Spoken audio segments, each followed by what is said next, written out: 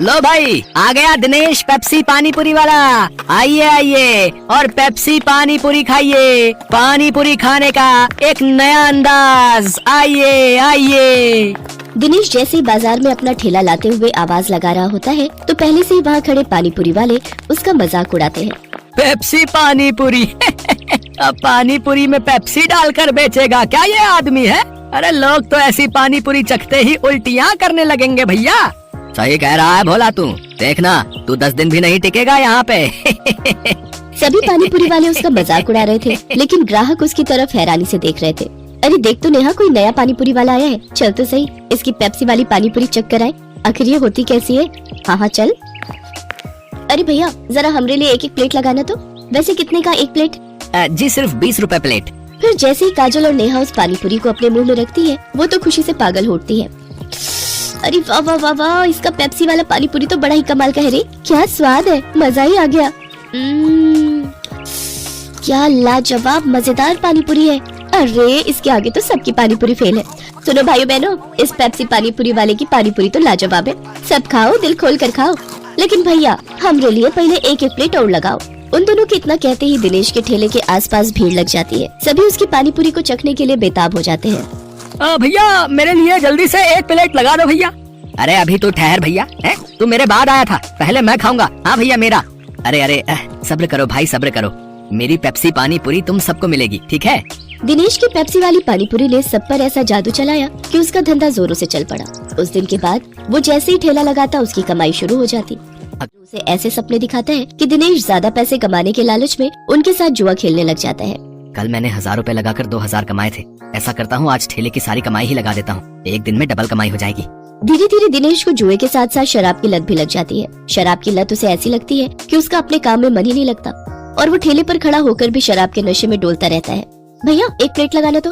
अरे लगता है इस आदमी ने तो शराब पी रखी है। चलो चलो, हमें नहीं खानी इसकी पानी पूरी, चलो दूसरी वाली पानी पूरी खाने चलते हैं। धीरे धीरे दिनेश के सभी ग्राहक कट जाते हैं और वो सभी दूसरे पानी पूरी वालों के पास जाकर पानी पूरी खाते हैं। ये देख भोला और राजू बहुत खुश होते हैं। देखा भोला, अपनी चाल कामयाब हो गई ना? बिल्कुल सरकार, अब देखना उसकी पानी पूरी की तरफ तो कोई देखेगा भी नहीं, सब अपनी ही पानी पूरी खाएंगे।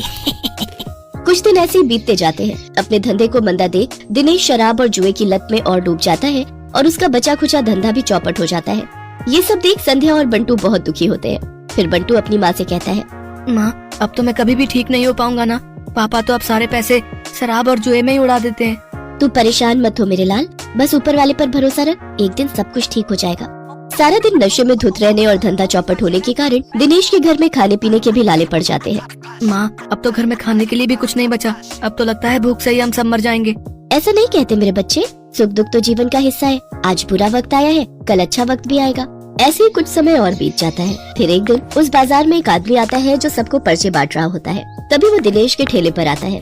अरे सुनो भाई, पेप्सी पानी पूरी वाले, हमारे सेठ मंगल राम चाट भंडार वाले की तरफ से एक प्रतियोगिता होने जा रही है जिसमें सभी चाट वालों के बीच कंपटीशन होगा। जो भी इस प्रतियोगिता को जीतेगा उसे पूरे 5 लाख इनाम और साथ ही हमारे मशहूर मंगल राम चाट भंडार वाले बाजार में एक स्टॉल भी लगाने को मिलेगा।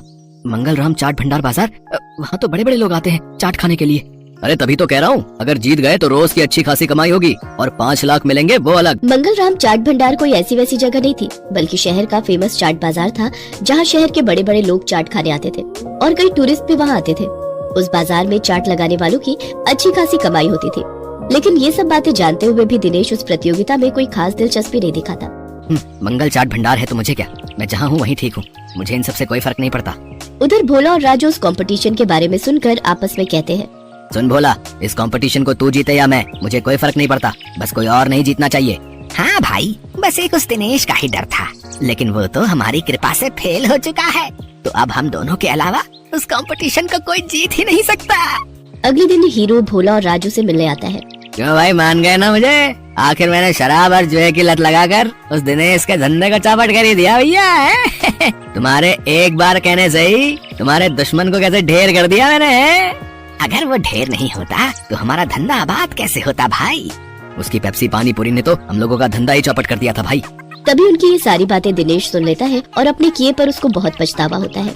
मैं भी कितना बेवकूफ था जो इन पाखंडियों के झांसे में फंस गया और बर्बाद हो गया, लेकिन अभी भी कुछ नहीं बिगड़ा है। मैं इन सबको मजा चखाऊंगा। मैं इस प्रतियोगिता में हिस्सा जरूर लूंगा। यही बात मन में ठाने दिनेश उस चाट प्रतियोगिता में हिस्सा लेता है और अपनी पेप्सी वाली पानीपुरी की रेसिपी से इस कॉन्टेस्ट को जीत लेता है, जिससे उसे 5 लाख का इनाम मिल जाता है। साथ ही मंगल चाट भंडार में स्टॉल लगाने के लिए जगह भी। इनाम से मिले पैसों से वो अपने बेटे का इलाज करवाता है। बंटू पूरी तरह से ठीक हो जाता है और वो भी दूसरे बच्चों की तरह खेल कूद करने लगता है।